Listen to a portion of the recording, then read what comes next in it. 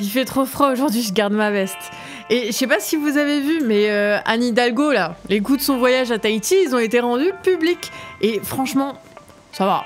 Elle a pas abusé. Ça a coûté seulement 40 000 € d'avion et 18 000 € d'hôtel. 60 000 € pour 6 personnes en vacances pendant 3 semaines.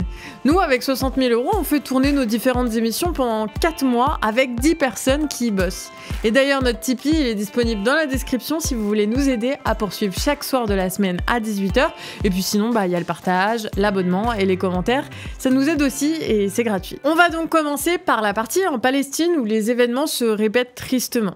Alors que l'armée israélienne avance dans Gaza, les bombardements se multiplient, notamment près des lieux occupés, c'est-à-dire les hôpitaux, avec une répression toujours plus forte en Cisjordanie. Les morts s'accumulent sans que des solutions n'apparaissent. L'État israélien semble contrôler la situation. Est-ce que vous savez d'où vient ce pouvoir ? De son armée suréquipée qui obéit aux ordres, mais aussi de leurs alliés. Le 5 novembre, l'armée états-unienne publiait cette photo. Un sous-marin états-unien traversant le canal de Suez.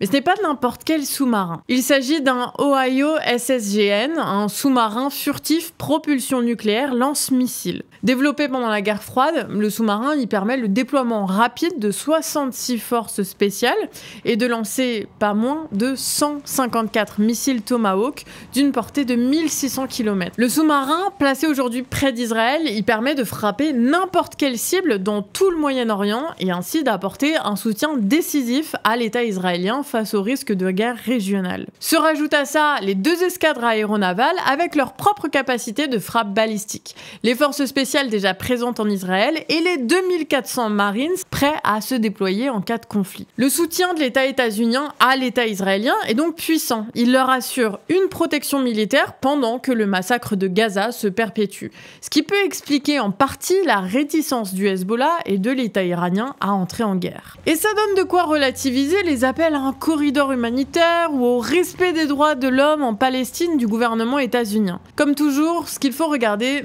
c'est les faits. En France, il y a des conséquences de la guerre en Palestine dont il faut qu'on parle. Vous savez, le livret A, je me rappelle quand j'étais gosse, on disait que c'était là où on mettait l'argent pour financer des trucs sociaux, genre les HLM. Eh bien, les temps changent. Aujourd'hui, dans le projet de loi de finances 2024 des députés Renaissance, on trouve un amendement permettant aux banques de flécher 40% du livret A à la participation à l'effort de guerre en finançant des PME françaises dans l'armement. Les banques veulent améliorer la mesure, disant que les réglementations contre la corruption, le trafic d'influence et l'environnement attachés à la vente d'armes ne permet pas de faire de bons investissements. Un blocage bancaire largement décrié par les industriels et les députés. Il est donc possible de voir à l'avenir, discrètement, des réglementations de l'armement sauter pour rendre possible ce nouveau financement de la guerre. L'objectif, il est clair. Face à une panne du crédit bancaire, le secteur de l'armement a besoin de nouveaux financements. L'augmentation du budget militaire va dans ce sens, mais il a des limites, celui de l'endettement auprès des marchés financiers. En utilisant le livret A, l'État peut alors financer directement les PME de guerre sans passer par le crédit ou la subvention et ainsi relancer un cycle de production grâce à l'économie de guerre. Propos dit explicitement par les députés. Alors, va-t-on aller vers un mouvement de boycott du livret A ? Ce qui est probable en tout cas, c'est que ce texte, comme les autres, passera par 49.3 à l'Assemblée nationale. Petit retour aussi sur la vidéo d'hier où on avait parlé de la tentative d'assassinat d'Abbas, le chef de l'autorité palestinienne en Cisjordanie. Au moment de l'écriture de cette vidéo, cette information avait été relayée dans pas mal de presse internationale, sauf qu'après l'écriture, tu as des journalistes qui ont commencé à travailler dessus et qui ont montré petit à petit que cette histoire était fausse. Abbas n'a donc pas reçu de tentative d'assassinat. Ce qui est compliqué dans ces histoires-là, c'est que puisqu'il y a très peu de journalistes sur place, on est dépendant des vidéos qui servent dont il est compliqué de pouvoir vérifier l'authenticité. La situation évolue rapidement et donc on essaye de vous tenir au courant avec ces petits retours de quand les informations se révèlent finalement fausses. Et ça, c'est la meilleure chose qu'on peut faire nous sur la chaîne Actu Réfractaire. On n'a pas les moyens de tout vérifier vu que nous ne sommes pas sur place. Par contre, avec le temps, on peut tout corriger.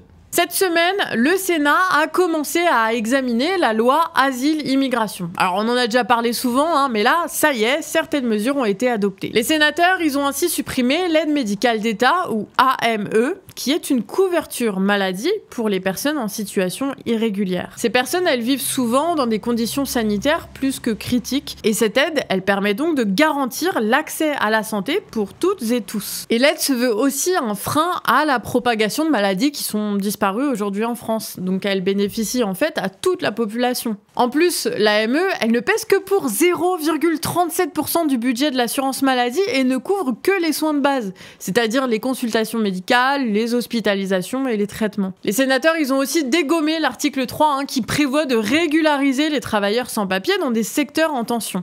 L'article, il a disparu et sera remplacé par des conditions de régularisation encore plus strictes qu'aujourd'hui. Enfin, les vieux résidents du Palais du Luxembourg ont décidé la suppression des allocations familiales et des APL pour les étrangers résidant en France depuis moins de 5 ans. Ces aides, en fait, elles sont un filet de sécurité, notamment pour éviter d'avoir des enfants dans des bidonvilles ou qui vont à l'école le ventre creux et le sac vide. Le gouvernement, représenté par Gérald Darmanin, il n'a pas donné d'avis défavorable à ces mesures, sauf à la suppression de l'AME. Et pourtant, début de semaine, les agents de l'Office française de protection des réfugiés et apatrides, l'OFPRA, ou de la Cour nationale du droit d'asile, le CNDA, alertaient sur les manquements du projet de loi. Ils soutiennent que la loi, elle risque de déshumaniser les demandeurs d'asile et de briser toujours plus le lien entre fonctionnaires et migrants. Parlons maintenant d'une mesure réellement coûteuse cette fois, le SNU, le Service National Universel. Tu sais, l'espèce de colo où il y a eu plein de problèmes d'abus et d'humiliation sur des enfants. Eh bien, le rapporteur parlementaire sur le SNU, il a conclu que la généralisation à tous les mineurs, en fait, elle n'est pas tenable économiquement. Elle a été estimée à plus de 2 milliards d'euros par an. Et ça, c'est sans compter le fait qu'il n'existe pas assez de bâtiments pour accueillir les jeunes. Déjà que les écoles, elles sont dans un état catastrophique, alors... Pour le rapporteur, les séjours qui ont lieu actuellement, ils ne permettent pas la mixité sociale promise initialement. En fait, c'est près de 50% des participants qui ont un parent qui est ou a été dans l'armée, la police ou la gendarmerie.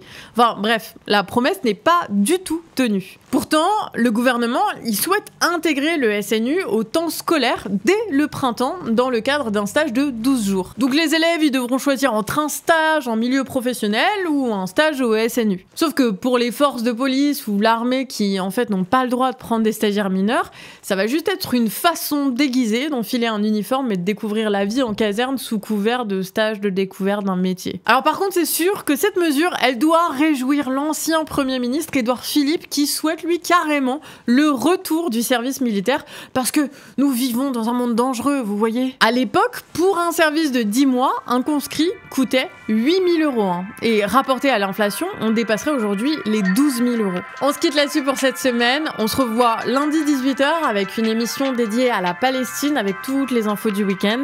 En attendant, n'oubliez pas de nous partager, de parler de l'émission à vos amis, à vos collègues, à votre famille, tout le monde, et puis laissez un petit commentaire. Et si vous n'avez pas d'idée, Eli qui a écrit la vidéo, il propose de rappeler le score de Strasbourg-Guingamp en Coupe de la Ligue 2019 en commentaire. C'est juste pour faire rager Johan. Allez, des bisous, ciao.